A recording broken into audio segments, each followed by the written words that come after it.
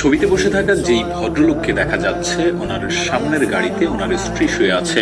স্ত্রীর জানাজা হওয়ার কথা ছিল রাত 9টায়, কিন্তু উনি চাচ্ছিলেন না যে এত রাতে জানাজা হোক।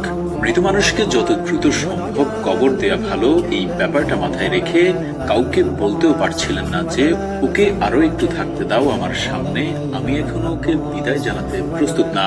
এমন মুহূর্তে ওনার ছোট ছেলেটি হয়তো বাবার মনের ভাষা বুঝে ফেলেছিল। তারপর পরিবারের সিদ্ধান্ত হলো জানাজা হবে সকালে। আরো কিছুটা সময় যেন স্ত্রীর পাশে থাকতে পারেন এই মানুষটি, যে সারা জীবন ভালোবেসেছেন এবং মৃত্যুর পরেও স্ত্রীকে একা ফেলে যেতে পারছেন না।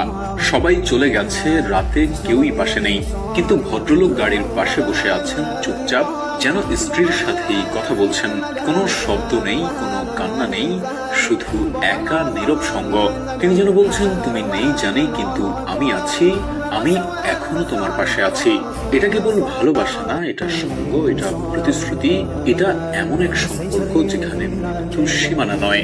এই ঘটনাটা আমাদের শেখায়, ভালোবাসা মানে শুধু জীবনের সাথী হওয়া না, ভালোবাসা মানে মৃত্যুর পরেও সঙ্গী হওয়া, ছেড়ে না যাওয়া, পাশে থাকার অঙ্গীকার করা। আমরা সবাই জীবনে এমন একজনকে চাই যে শুধু জীবিত থাকাকালীন আমাদের ভালোবাসবে না, আমাদের অনুপস্থিতিতেও পাশে থাকবে, নিঃশব্দে, নিঃস্বার্থভাবে।